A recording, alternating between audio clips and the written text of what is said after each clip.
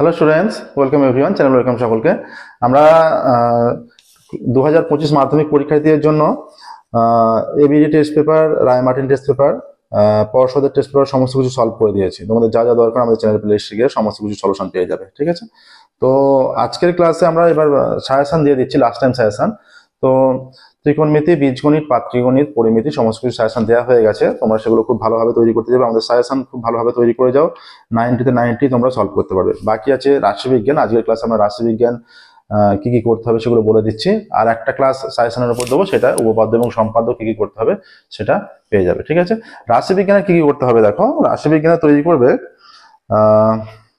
আগের বার সংখ্যাগুলোর মান নির্ণয়, মধ্যমা নির্ণয় এবং গড় নির্ণয় পড়েছিল। এবারে ওজাইভটা ইম্পর্টেন্ট থাকছে, ওজাইভ খুব ভালোভাবে তৈরি করে যাবে, ওজাইভ, ঠিক আছে?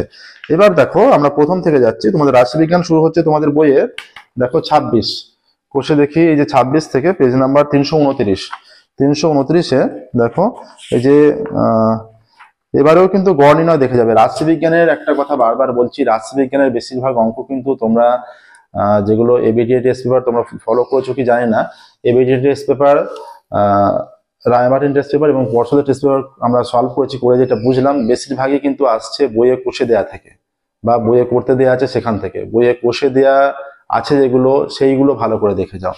আর অনুশীলনী তো অল্প অঙ্ক আছে, সেই অনুশীলনী অঙ্ক আর বইয়ে কোষে দেওয়া অঙ্কগুলো দেখে যাও, সেখান থেকেই তোমরা পেয়ে যাবে, ঠিক আছে? এটা হচ্ছে প্রাথমিক বলে রাখলাম, যেটা বইয়ে কষে দেওয়া অঙ্ক। এই যে যেমন আমি প্রথম থেকেই বলছি 337 পেজ থেকে দেখো, এই যে প্রয়োগ 9-10, হ্যাঁ, প্রয়োগ 9-10, 11, 12, 13 এইগুলো ভালোভাবে দেখে যাও, হ্যাঁ, 337 পেজের।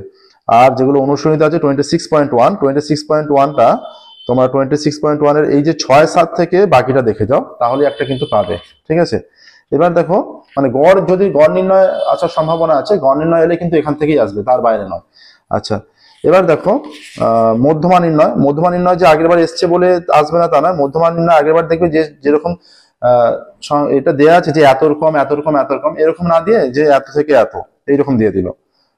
তোমরা মধ্যমা নির্ণয় এই যে প্রয়োগ 20, প্রয়োগ 21 পেজ নাম্বার 346-এর, 346-47-এর প্রয়োগ 20, 21 এইগুলো দেখে যাবে। প্রয়োগ 24, ঠিক আছে? আর অনুশীলনীর এই যে 9 থেকে 13 পর্যন্ত দেখে যাও। মধ্যমা নির্ণয় হলে, মধ্যমা নির্ণয় পড়লে এর মধ্যেই পড়বে, ঠিক আছে? এবার থাকছে ওজাইভ। ওজাইভ খুব ভালো করে তৈরি করে যেতে হবে এবারে। ওজাইভ যেহেতু গতবার আসেনি, এবারে আসার সম্ভাবনা প্রবল, ঠিক আছে? তারপরে যে সংখ্যাগুরু মান মধ্যমা নির্ণয় আগেরবার এসেছিল বলে সংখ্যাগুরু মান মধ্যমা নির্ণয় আসবে না তা নয়। সংখ্যাগুরু মান মধ্যমা নির্ণয় সেগুলো আসার সম্ভাবনা আছে এবং আসবেও, ঠিক আছে? কারণ 3টে তো আসবেই, 3টের মধ্যে 2টো করতে হবে। যে কোনো একটা গড়, মধ্যমা বা সংখ্যাগুরু মান যে কোনো একটা হয়তো থাকবে না, তার জায়গায় ওজাইভ থাকবে, বা ওই 3টেও থাকতে পারে, গড়, মধ্যমা, সংখ্যাগুরু মান, সেই 3টেই থাকলো, পরপর 2বার ওজাইভ থাকলো না, এটাও হতে পারে, কোনো কিছু অস্বাভাবিক নয়। কারণ কোশ্চেন যেহেতু রিপিট হচ্ছে, উপপাদ্য যেহেতু রিপিট হচ্ছে, গতবার তোমরা দেখেছো উপপাদ্য যেহেতু রিপিট হচ্ছে, তো রিপিট কোশ্চেন হলে এখানে শুধু সেই সংখ্যাগুরু মানে নির্ণয় করতে দিল, ডিজিট চেঞ্জ করে দিল, ঠিক আছে? এটা তো স্বাভাবিকভাবে হতেই পারে।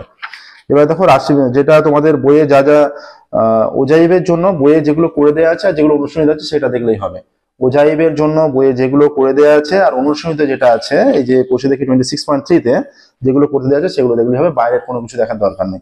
বেশিরভাগ তোমরা টেস্ট পেপারে যা ফলো করছো দেখবে সবেতে, যদি এগুলো ফলো করো, যে বইয়ে করে দেওয়া, তোমাদের বইয়ে করে দেওয়া আর অনুশীলনী থেকেই বেশিরভাগ এসছে, ঠিক আছে? আচ্ছা, সালের কোশ্চেনও দেখতে পারো, আমাদের সালের কোশ্চেনও সলভ করে দেওয়া আছে, চ্যানেলের প্লেলিস্টে পেয়ে যাবে। সালের কোশ্চেন 2017 থেকে 2024 সম্পূর্ণ সলিউশন করে দেওয়া আছে, ঠিক আছে? এবার দেখো 26.4 সংখ্যাগুরু মান নির্ণয়।